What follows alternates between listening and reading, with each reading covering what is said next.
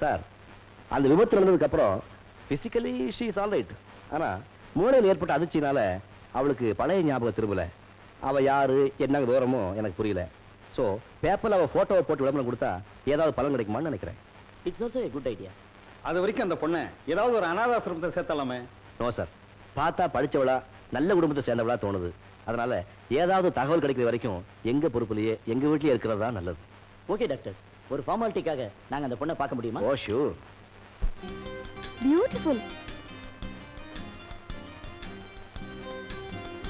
Fantastic. அம்மா இதெல்லாம்? ஆமாம்மா, இந்த படங்கள்லாம் என் மகன் வரைஞ்சதுதான். உங்க மகன் நோயாளிங்களுக்கு வைத்தியம் மட்டும்தான் பாப்பாரு நினைச்சேன். அற்புதமா ஓவியம் கூட வரைஞ்சிருக்காரு. Thanks for the compliments. ஓ, நீங்க வந்தத நான் கவனிக்கவே இல்லை. வாங்க வாங்க உட்காருங்க. Take your seat.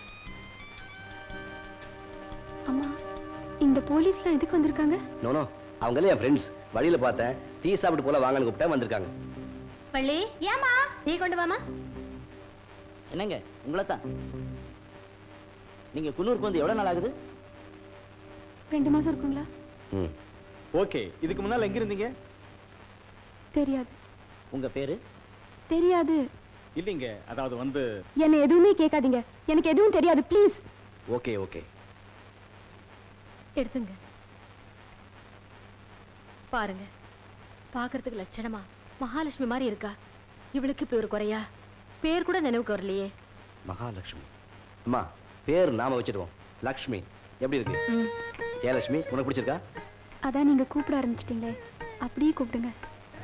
அப்ப நாங்க வரோம். ஓகே.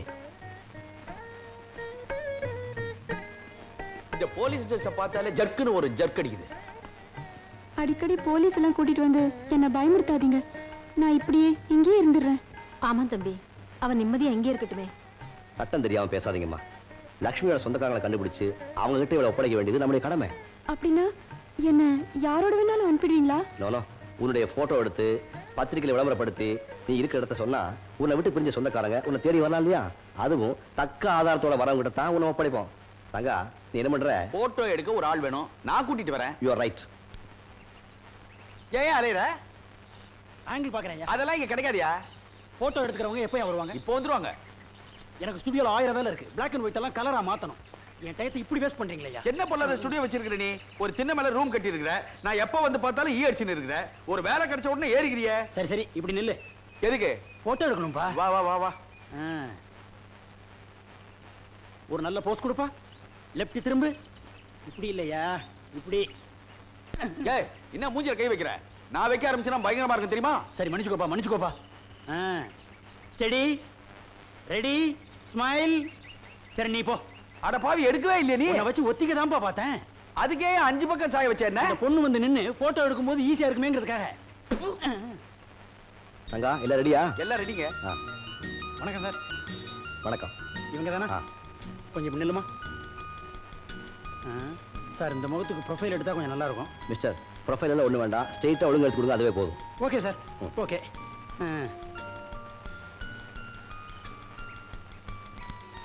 ஓகே வா சார், ஒரு 100 காப்பி போட்டுட்டுமா? 100? பத்திரிகை விளம்பரத்துக்குன்னு சொன்னேன். தமிழ்நாட்டுல மொத்தம் 100 பத்திரிகை இருந்தான். Nothing doing. 1+3 போதும். வாமா. இதே எக்ஸ்கியூஸ் மீ, ஒரு 8 காப்பி போட்டுறேனே. 8 நல்ல நம்பர். தம்பி, யார கூப்பிட்ட? ஒன்னதான்ப்பா. சீக்கிரமா போய் ஒரு டாக்ஸி கொண்டா. கூப்பிட்டது தம்பி, எடுத்துன்னு வர சொல்றது டாக்ஸியா? அவ்வளவு திமிரா அவளுக்கு? நடந்து போயா. சரி, டாக்ஸி துட்டம் பில்ல சேர்த்துறேன். அச்சவா.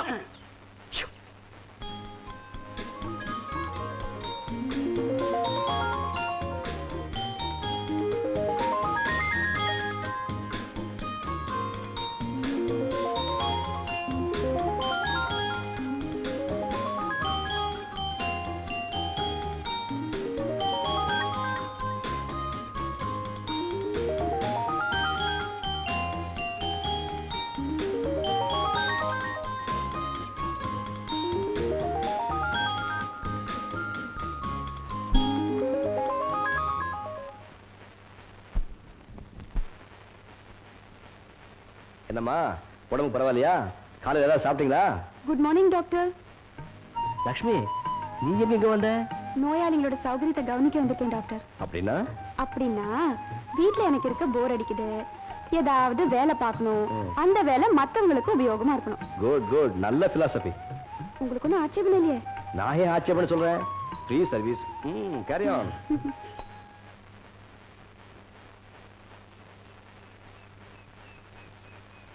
அம்மா நேத்து லட்சுமி வீட்டுல இருக்கிறத விட்டுட்டு நரசிங்கம் வந்துட்டா. அப்படியா? ஒரு வேலையை செய்யாம இருந்தா போர் அடிக்குது, நானும் நோயாளிகளை கவனிக்கணும் அங்க வந்துட்டா. வாங்க வாங்க உட்காருங்க.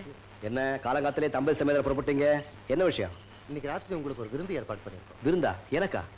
ஆமா, பிழைக்கவே மாட்டாருன்னு எல்லாரும் கைவிட்ட எங்க அப்பாவை நீங்க காப்பாத்தினீங்க இல்லையா? இப்ப அவர் எப்படி இருக்காரு? ரொம்ப சௌக்கியமா ஆரோக்கியத்தோட இருக்காரு. அவர்தான் டாக்டருக்கு மரியாதை செய்யணும்னு ஆசைப்படுறாரு. நீங்களும் அம்மாவும் இந்த விருந்துல கலந்துக்கிட்டா எங்க அப்பா ரொம்ப சந்தோஷப்படுவார். இவங்க யாரு? தற்சமயம் எங்க வீட்டுல தான் இருக்கா. பேர் லட்சுமி. இவங்களையும் விருந்துக்கு கூட்டிட்டு வாங்களேன். லட்சுமி, நீயும் தவறாம வாமா.